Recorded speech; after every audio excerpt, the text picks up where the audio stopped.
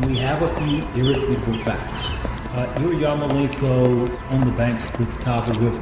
She is dead from asphyxiation. She is murdered. She's murdered with items that she brought there with her. Those are facts.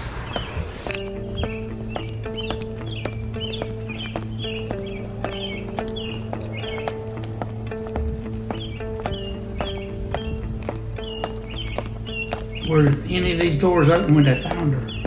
The jet skiers claim that both the doors were open.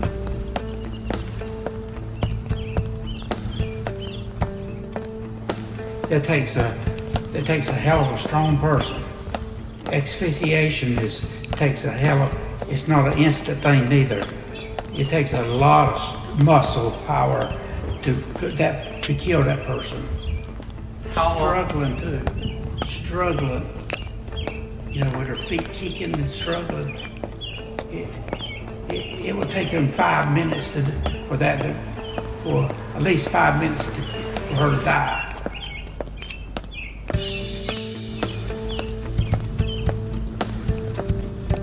What's going on here? I mean, well, wait a minute. Does that fit, or does that just like not fit at all?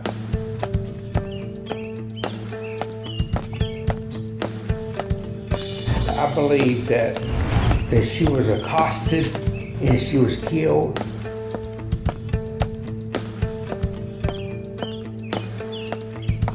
You find what you believe are 120 pieces, only to realize it's a 500-piece puzzle. And then you go out and get 300 pieces, and you realize it's an 1,000-piece puzzle.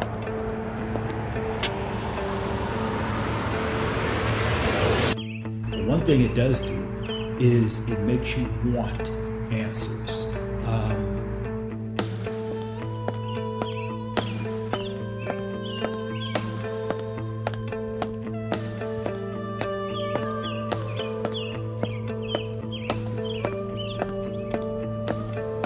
A lot of times, getting at the truth is not a straight line. It's not really easy.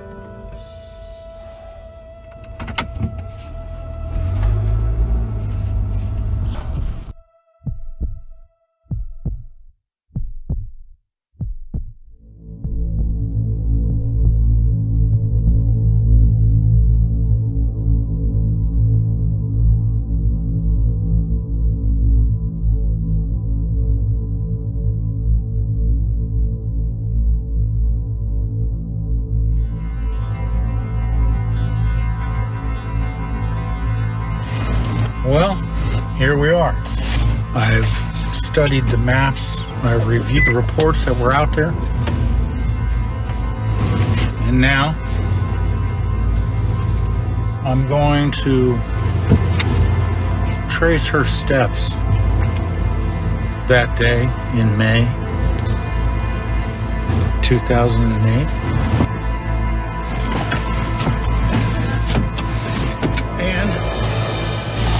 Today is coincidentally May 5. That's a day to remember in this story. And finally the day has come when we can actually trace the path that Ira took, or test the paths that she took. We remember the words of Dr. Watson. Attention to detail is everything. Looking with eyes wide open. Well, it needs to start with nobody having a theory at all. You know, you don't have a theory, you have a body.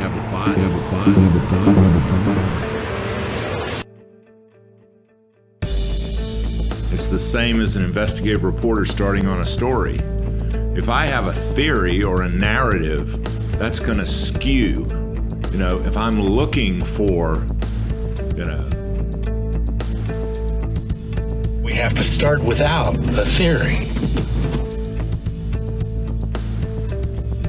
But today, we actually trace her steps. I know the address of the bank where she was first seen on camera. That morning, before the bank, she was seen on campus, presumably taking tests, apparently.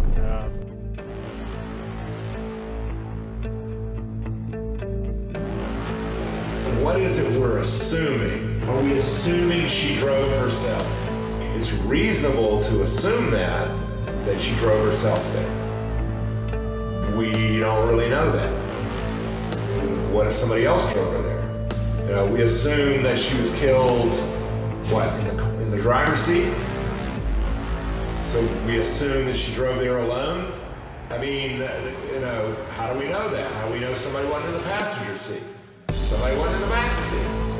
You know, how do we know that she wasn't the passenger?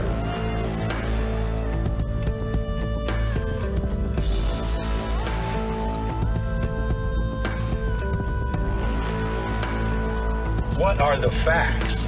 What do we know? Have a completely open mind. I think we can all agree that when there's been a tragedy, a murder, the last steps of the victim are critical. Not only that day, but the previous days as well. Here, coincidentally, it's May 5, so we are focusing on the day of. But remember, just a couple days before May 5 was her birthday.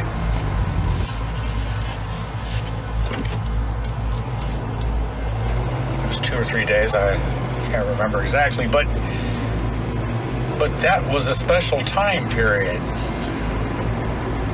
about which little has been made known, publicly anyway. And those details could be critical. How? Well, we don't know.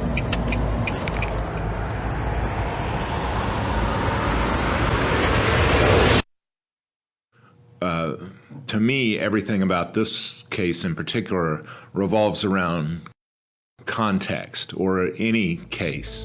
Just like an archaeologist can't just take something in a museum case and tell you that much about it.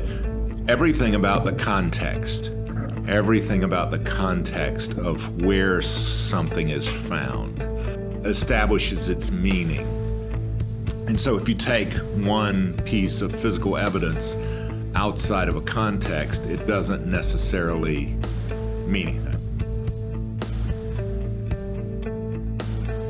But in the words of Dr. Watson, the idea is to investigate the facts first and see where those lead.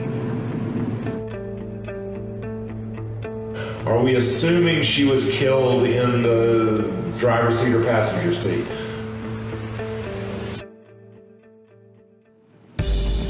We know that some of the reports have her going from the bank to the Goodwill and then to Jackson's Java. And other reports have her going from the bank to Jackson's Java to Goodwill. But I would say that the majority of reports have her going from the bank to the Goodwill, then the last stop at Jackson's Java. So we'll trace that route and ask the same questions that Dr. Watson would ask. Given everything we know, does that fit? I've heard varying reports that she lived on campus, the campus housing, and she may well have lived off campus. But what we're doing right now is we're starting without a theory. If we want to follow her steps that morning and we're not sure about exactly where she went, let's start with what we know.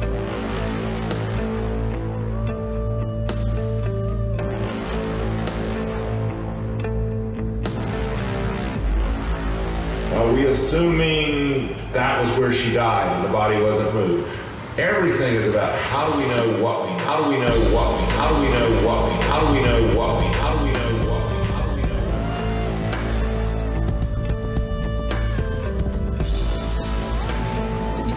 Of course, when we look at a story, some people have said that there's two sides to every story, but then again, when you know that in certain criminal cases, there's often witnesses. Each witness may have a different story. One saw a green car, one saw a beige car, one saw a red car. Maybe they were standing under a different light or a light pole or from a different vantage point. So I guess theoretically it could be argued that how many people were there to describe the story? And that might logically tell you how many sides to the story there actually are. If there was 10 witnesses, there might be 10 sides to the story. So we naturally, being exposed to the public, we normally hear only a couple sides of the story. He's guilty. This is how it happened. Or he's innocent. This is why. And those are prevalent stories, or prevalent sides to this story. But how many more sides to this story may there be?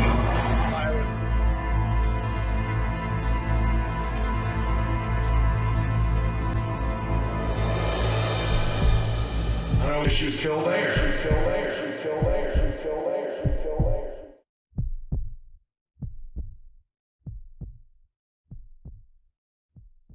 She was seen on campus that morning. She was next seen at the bank. That is by everybody's account. So in that sense, it fits. But where did she go from there? We don't know. But sometimes just following the steps kind of gives you a sense of the territory.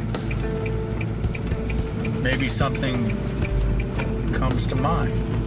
Maybe another question. Maybe an answer.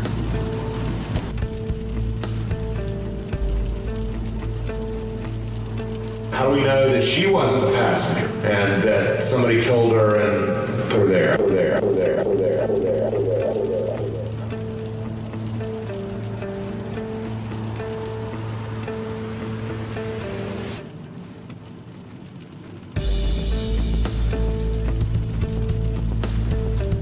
Raining again today. But I'd be lying if I'm saying I'm not looking forward to going to the bank, going to the Goodwill, traveling that path that we know that she took in her car, going to Jackson's Java area, seeing the layout of the land. Maybe something will click. Maybe it won't. Maybe it'll just lead to more questions.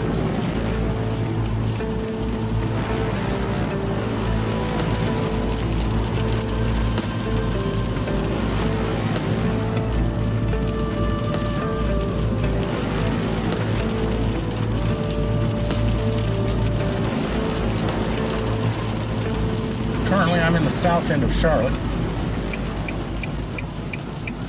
I'll be moving up to I-85 and then head directly east. You'll recall that 85 is what cuts the highway that goes all around Charlotte. It was hot I-85 that she would have taken from the school area. to the last place that she was seen on camera, and that was the YMCA in Belmont.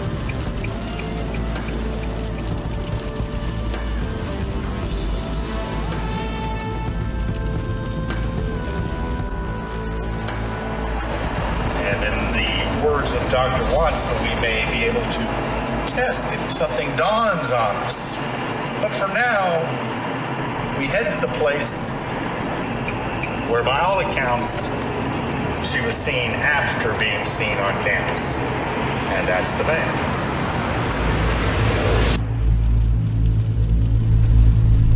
I'm on 85 headed east towards the campus. It was the campus area. That's where she was seen that morning. The bank is at the campus area. The Goodwill is just right by the campus area. Jackson's job was right by the campus area.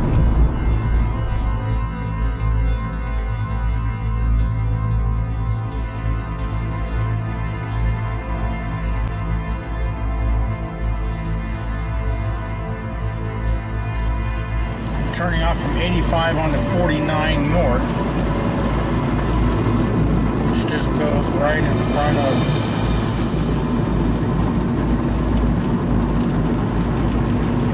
turns into University Boulevard, which goes right in front of the school.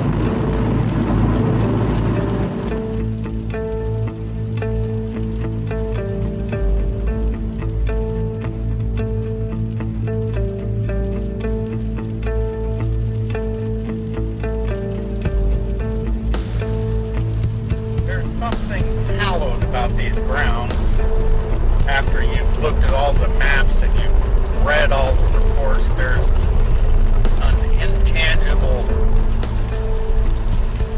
energy about actually going there, experiencing where she was that morning, trying to perceive any clues.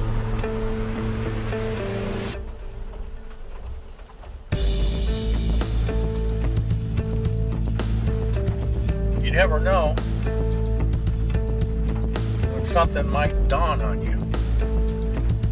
You know, sometimes pieces float around in your mind for a while and it just doesn't make sense. And then something happens and all the pieces come together. It just dawns on you. And I don't know if there's any way to speed up that process. I mean, anybody who's listened to true crime for a while knows that, you know, some of these cases go on for years. It could be, you know, decades. And then something happens. Somebody comes forward. Somebody says something that somebody else says.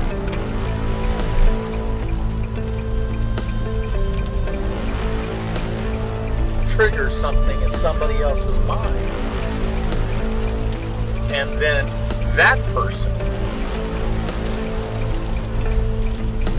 may have a dawning experience. Hearing something together with all the facts in their mind triggers something that just dawns on them. It's sort of a mystical process.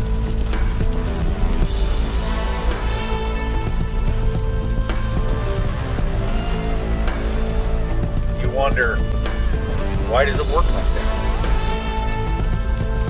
If there was a God in heaven, why wouldn't he want justice right away?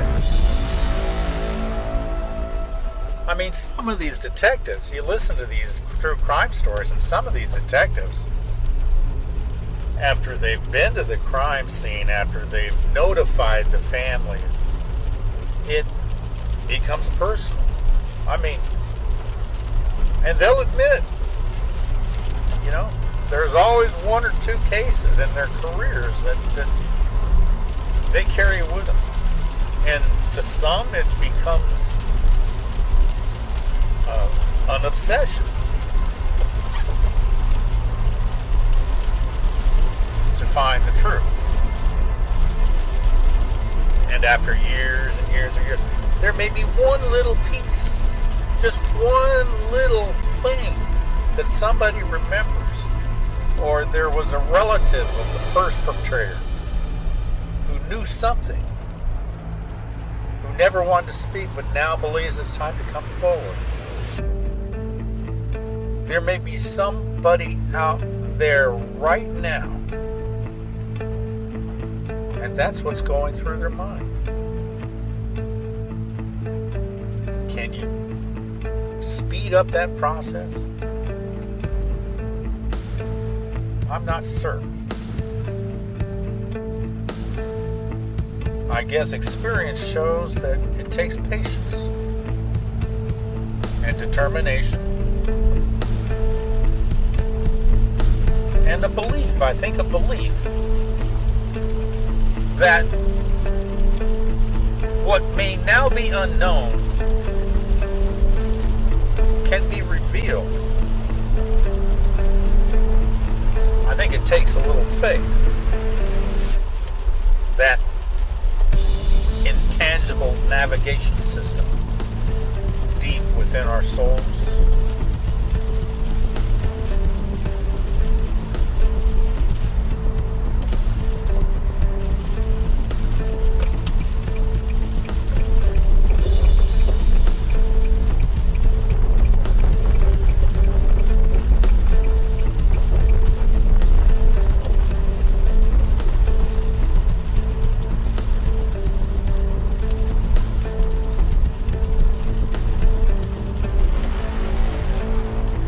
How much faith do you have?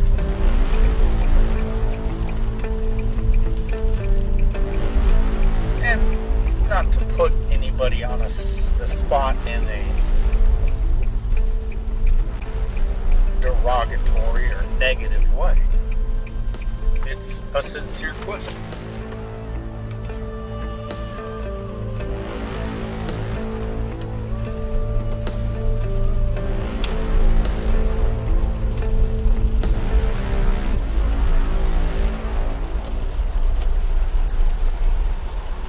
Some people have a lot of patience.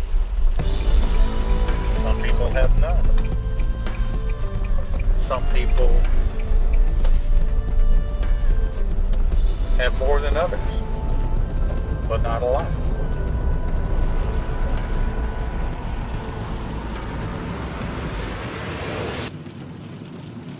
And a lot of times, the vast majority of murders, this not being one of them, are pretty straightforward.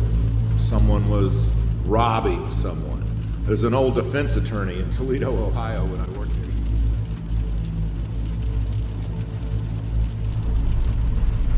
Now I've pulled into the bank parking lot, just like she would have done. And she actually went inside the bank. I'm sure at that point there were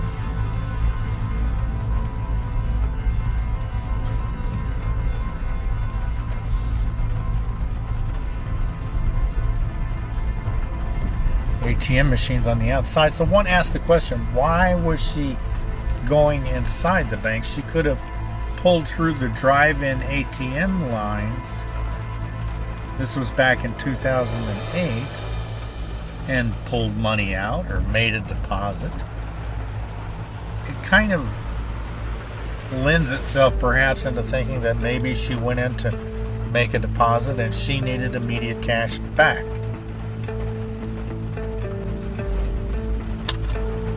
At least that's one theory.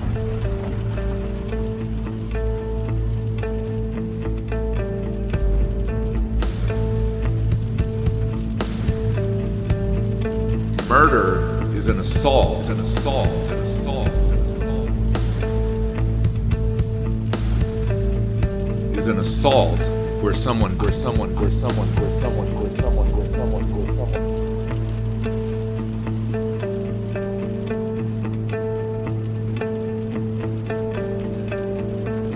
Murder is an assault where someone dies.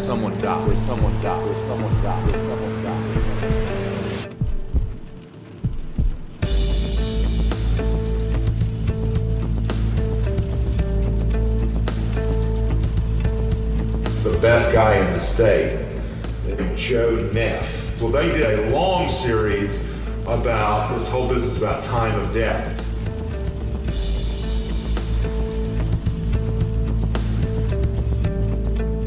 But we're here at the credit union and it's a little bit before 10, and just for the sake of continuity, I'm going to wait till 10 o'clock to go into the bank, and I'm going to ask for Jane Fisher. Jane Fisher, we'll talk about the trial here as we move through this story, but she was the person who testified at the original trial that the images that were pulled off the bank surveillance system were indeed that of Ira Yarmolenko.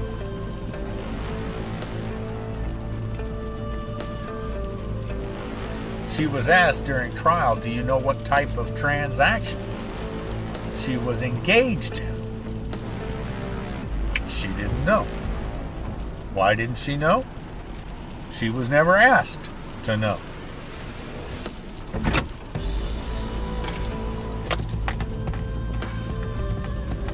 When asked under cross-examination by defense counsel.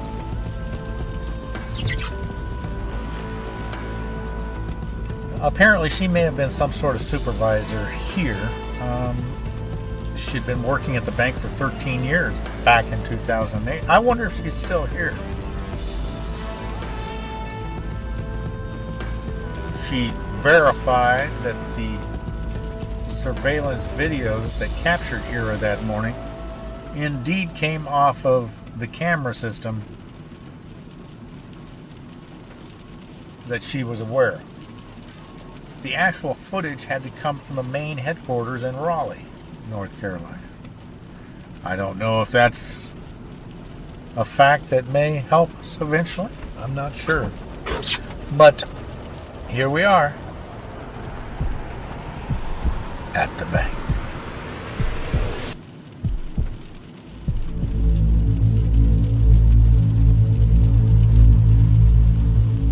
You know, we're being told a little fairy tale. Some people are devils, some people are angels. And I should really follow up with Dr. Watson on that point, because I guess initially Mark Carver, who was convicted for Ira's murder, certainly and metaphorically, no doubt, was being portrayed in the press as the devil, and metaphorically, Ira as the angel. But now that the Innocence Project has gotten involved and has won Mark Carver a new trial, he's now more or less being portrayed in the press as the angel. Dr. Watson's comments were gathered shortly after Mark Carver had won that new trial. I wonder who he's talking about.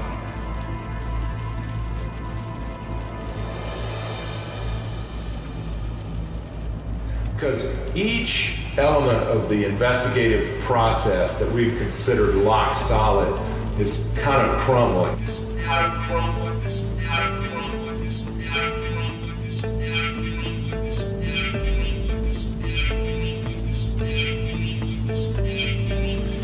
I'm looking through my notes of Dr. Watson's interview. Start without a theory. Given everything that we know regarding the defendant and what's been published and everything, like, does it fit that she went from the bank to the Goodwill to Jackson's Java? Does it fit that she took some other path? Well, we don't know. We're going to start without a theory. Can we obtain corroboration of whatever we find out? Is there anything that corroborates a particular route? Is there anything that contradicts that? It couldn't be true because. Question the experts, question authority. The more powerful, the more scrutiny they deserve. Look at the context of the facts that you find. Are they facts that seem to be true given the context of where you discovered the information? In regards to autopsies start the questions. Attention to detail is everything. To be able to see things with clear eyes. Remember those words.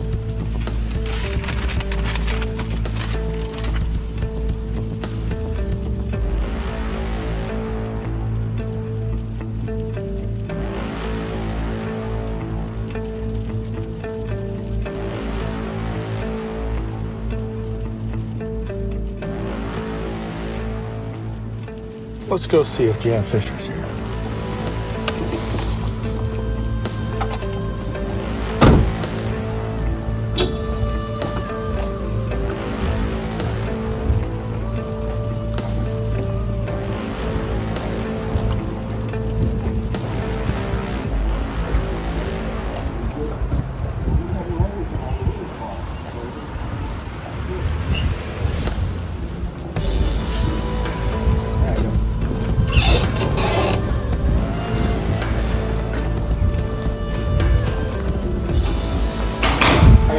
Good, how are you? I may have checked with you before, but I was looking for a Jan Fisher. I'm doing a follow-up story on a case back in 2008. She testified in trial. I'm an investigative journalist. Jan Fisher. I think at that time she'd been at this branch for like 13 years or something like that. No. Yeah, she's at the Commonapolis branch on Coldwater Ridge Drive. Coldwater Ridge Drive? Uh-huh. Okay. And she is in the office today. He won't come up and see her. You can give her. Do you know if the drive-through was always here since 2008? Yes. It's always Yeah, been it's since. always been here. Okay.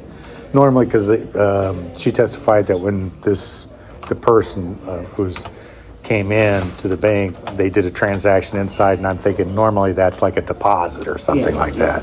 Yes. So, okay. Yeah, but the drive-in has always been. It's always been here. Okay. So for some reason, she chose to use the walk-in facility. So, well, I'm assuming that's one thing Jan didn't. We have a whole lot of walk-in trucks. I messaged her. She's on a call right now. Okay, she'll get back. She gonna. Oh, that's fine. Okay, thank you very much. Okay, no problem. Did you just mention that I had stopped by or something? All right, she's available. Oh, okay, perfect. Cool. That sounds great. Super, thank you very much. Have a good one. You too.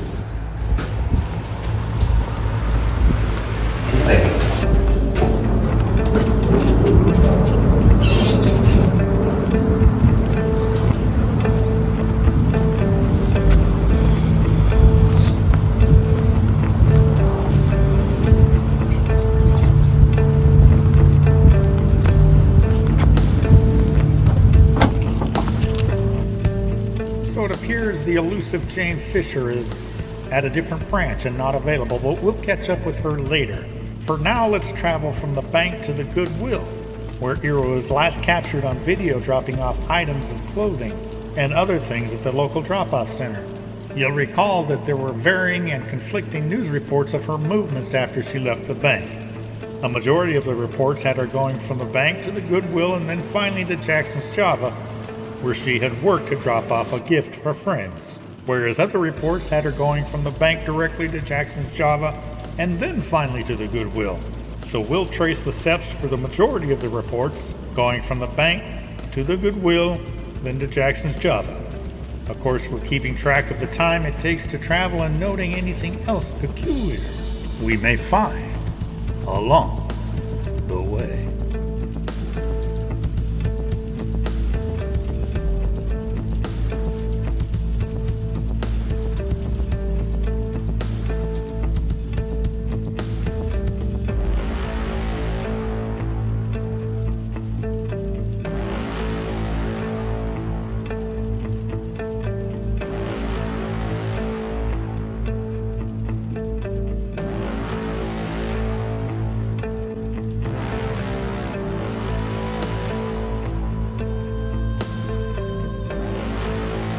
Following the path of the timeline published by one of the major news outlets here in Charlotte.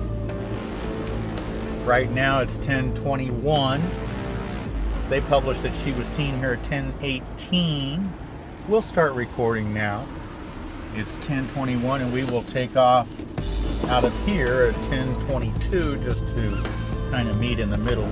We will follow the path that she took. And right now, we got the dash cam going. It's 10:22. We start out on the credit union, just like she did. Would have taken her a minute to get in the car. So we're probably a little bit early, but we will proceed accordingly.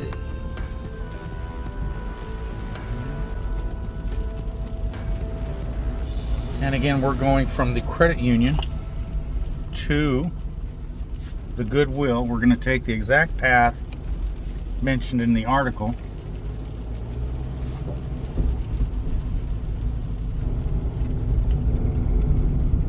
Coming out of the credit union, Chancellor's Place.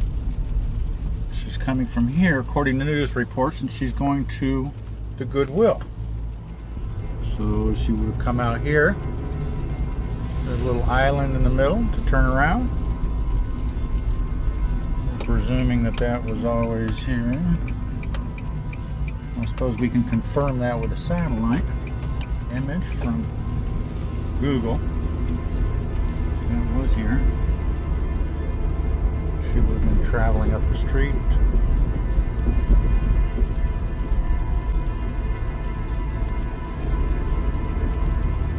For the semester at the time that this occurred in May, they were moving out, so it's kind of a transitional period. Check, check, check, check, check, check. Sound levels on, dash cam recording. To my left is the main entrance to the university. Following the path the arrow likely took, according to the news reports. Crossing John Kirk Drive. It was just down to the left, it was reported. Of that intersection, just down to the left, was where she lived off campus at the Edge Apartments, which may be relevant as we're following the tick-tock of her last moments.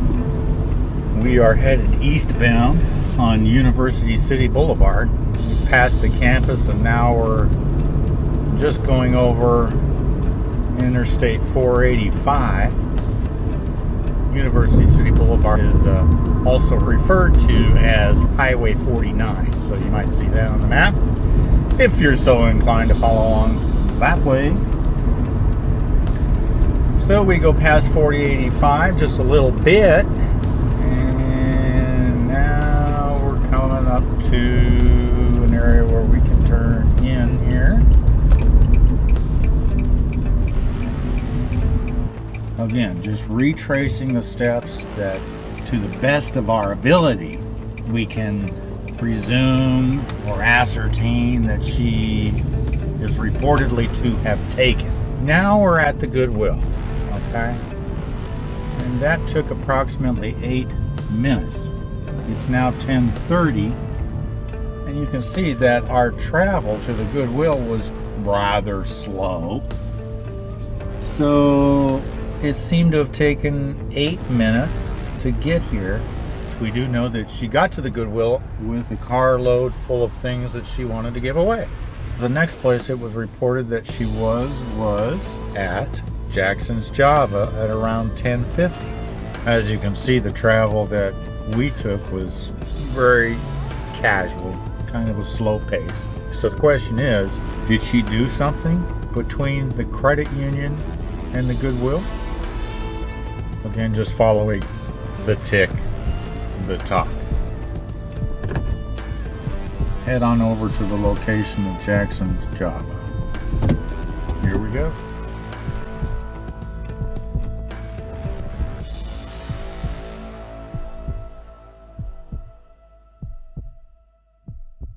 That insinuates this is disorganizing his other daily activities too. Lack of education, menial work, unemployment. So that dictates other type of things in his life also. And somebody that's going to have a disorganized crime scene, you're saying that they didn't bring the materials with them there. In terms of a profile of a person, what type of person might that be?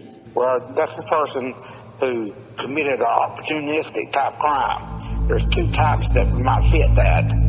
that might be one that she may have known that got into a heated argument and it got out of hand and he killed her. Or it could be a stranger, a juvenile that's part of that Charlotte crime area. And juvenile, or somebody that's 21 or 22 that's got a lengthy juvenile record that's streetwise with crime, that's just walking the area and took advantage of because most crime is opportunistic. You see a vulnerable victim, you take advantage of it.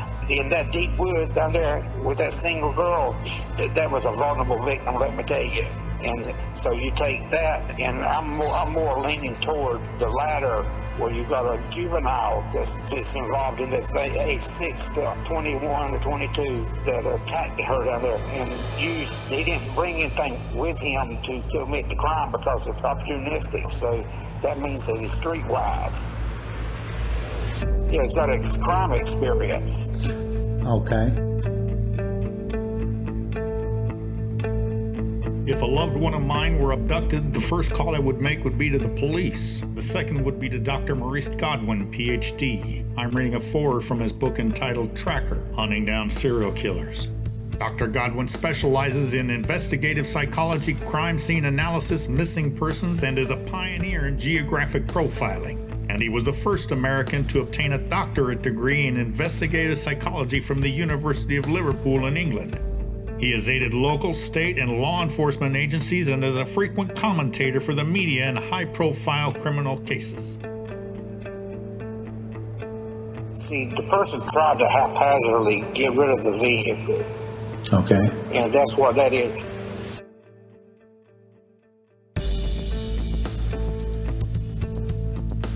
And I don't know why this suicide thing ever come into play. Who commits a suicide, using the car or whatever, then steps about 5 feet from the car and lays down? Right. I don't even know where that would even come into play.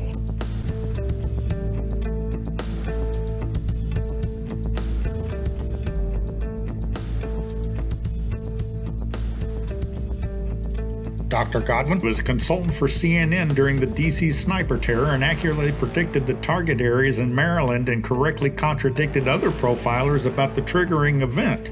He was a forensic expert on the Up and Vanish podcast about the disappearance of Tara Grinstead from South Georgia, and currently is an expert advisor for the Hide and Seek podcast, which explores the 2009 disappearance of Nancy Moyer of Tenino, Washington.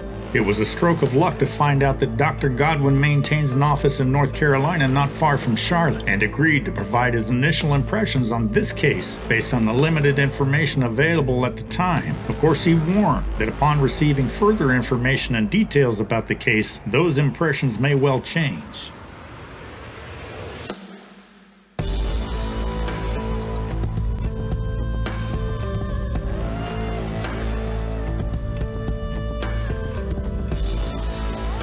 Somebody laid her down after she was dead.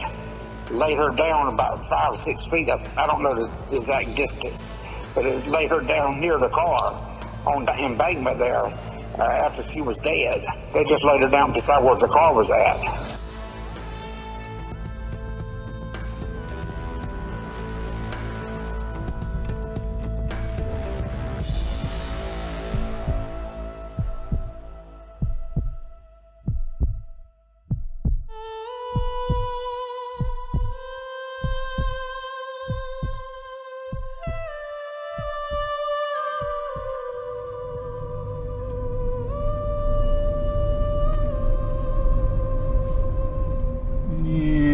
Pulling out of Harris Houston Road back onto Highway 49. That's the route that she took when she left the Goodwill. Went directly towards Highway 49 again. And the next place she was seen was at Jackson, Java, which is right down the road.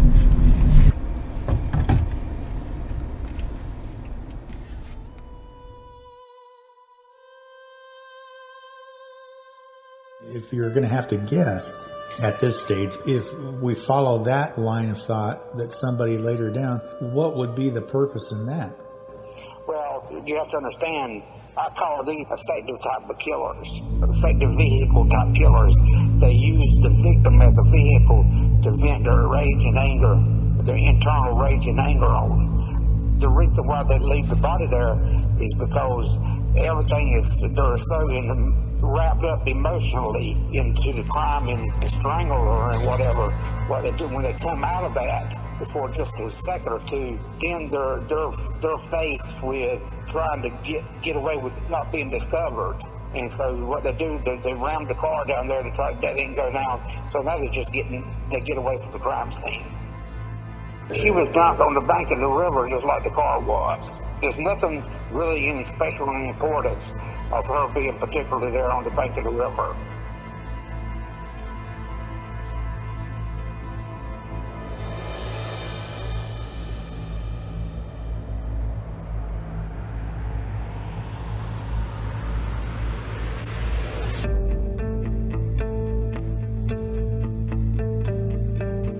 The car, I think, was just a haphazard attempt to try to get rid of it, and it just went wrong when it hit that tree and bit the front of the car and everything. It wouldn't go down, so they just run and left. And you're saying, you indicated there that it looks as if somebody had laid her down there. Yeah, I think it.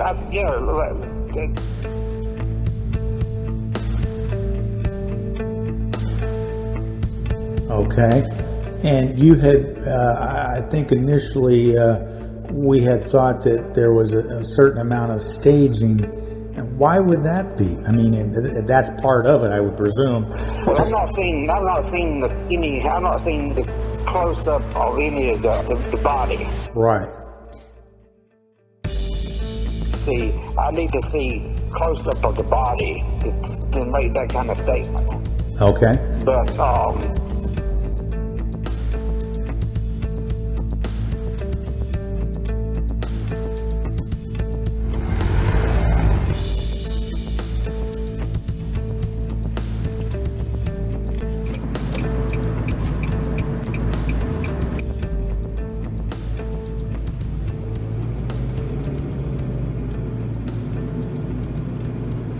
I will note that there's a Wendy's up on the side of the road here. I'm not sure how long it's been here, but it was reported that there was a half-eaten chicken wrap or something in her vehicle. It could have been, I'm wanting to say, in the trunk of the car.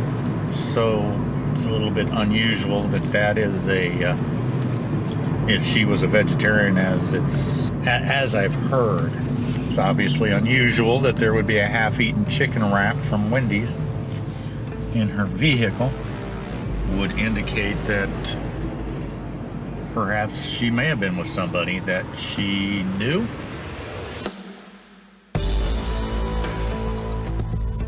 Stopped, got some Wendy's. What on earth would that be doing in the trunk, I presume? But Detective Terry had some comments on that. We will discuss at the appropriate time.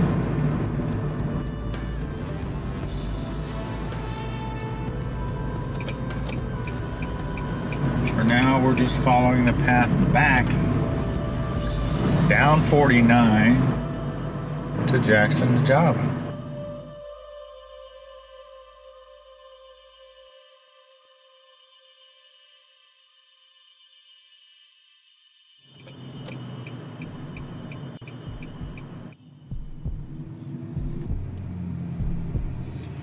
The sights, the sounds, much like they were that day, the morning of May 5, 2008. You are along for the ride.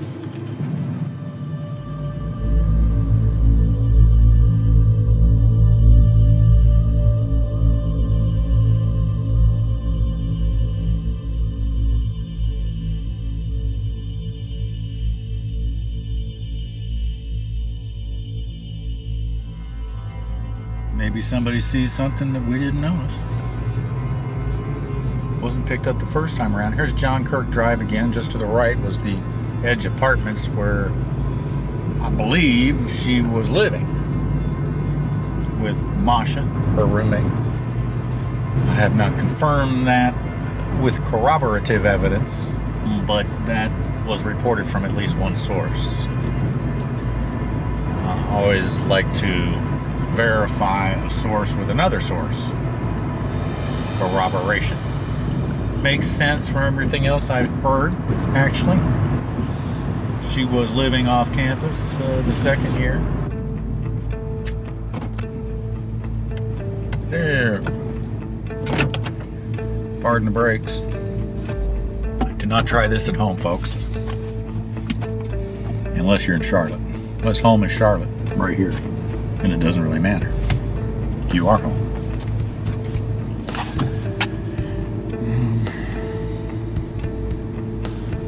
I think we're not that far from Jackson's Java.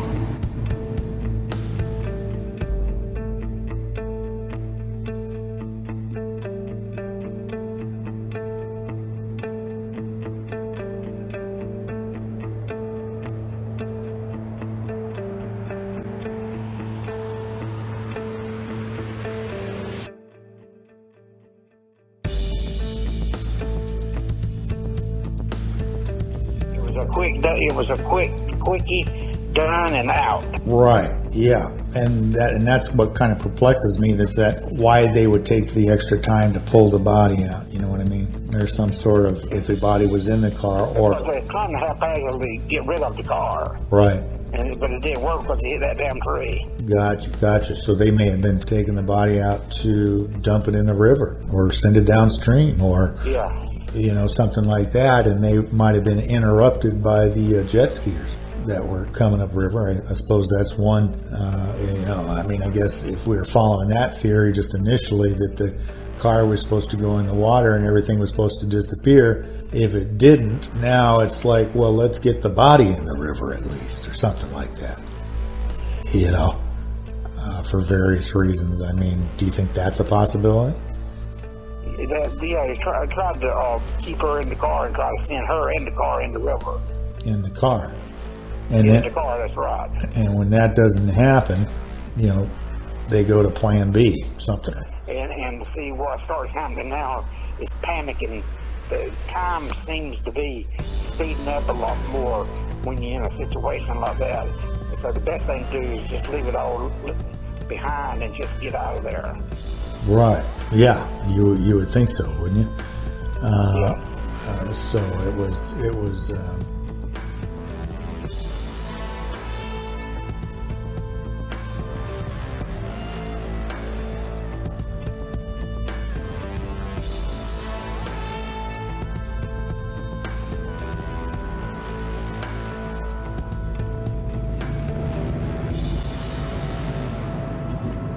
Crossing Cameron Boulevard. And to my left is Town Center Plaza, within which Jackson's coffee shop. It's not here anymore. At that time it was here, so we're going to cross over the same island. Just to my right, actually, is the credit union that we came from before. Now we're turning into the plaza where Jackson's Java was, and it's 10:44. Pull in here, take a left, and we pull in here. So here we are. It's 10:45. Jackson's Java was somewhere to my right here. So assuming that people like to take the shortest route into the store, she probably would have parked somewhere right around here. Again, it's Monday morning. Parked, got out, walked inside, and it's 10:46. So.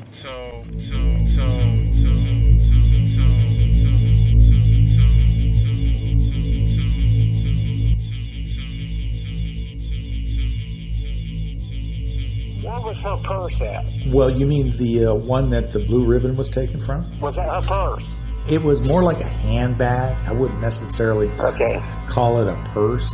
It was more like a handbag.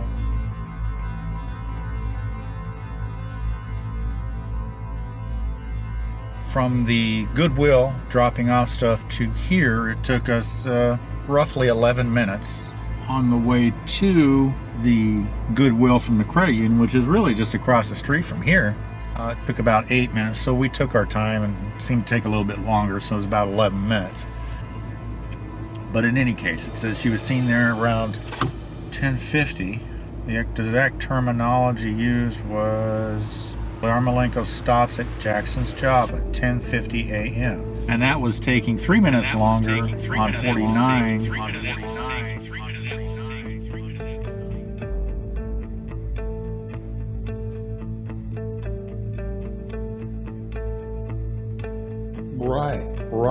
Right. And she was seen coming from, up there in the university area. One of her first stops that morning, or within the last hour, was at the bank. So, Was the camera ever found? The camera for the bank? No, the camera that she had in her hand. There was a camera in the car. There was some film missing out of it, or they kind of assumed that somebody ripped the film out of the camera, but which could be. But I've had other camera specialists look at that camera and indicate that that's not necessarily true. You can advance that knob without having film in it, and it wasn't conclusive to them that somebody actually ripped the film out after 2 exposures. You know what I mean? Okay. So, but that was a thing, and that's because she was taking pictures down there, and she took a picture of something she wasn't supposed to, and somebody got really upset. It's like she had taken pictures of somebody doing something wrong, and they got highly upset and took the film out and killed her. What does that sound like to you?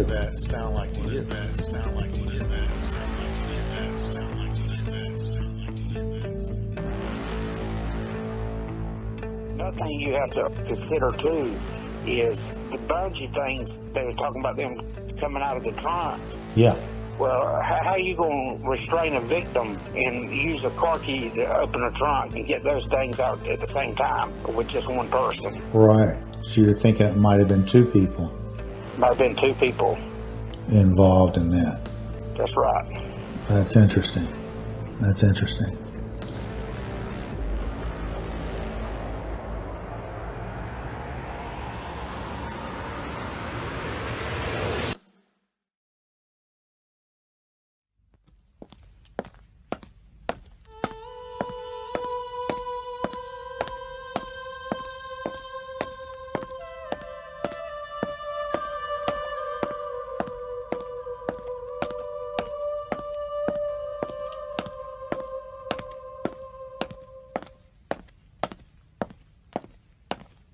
But what I'm working on, just like I did in that podcast, in that second Washington State case, I reviewed what I had, developed the criminal profile, and it was spot on.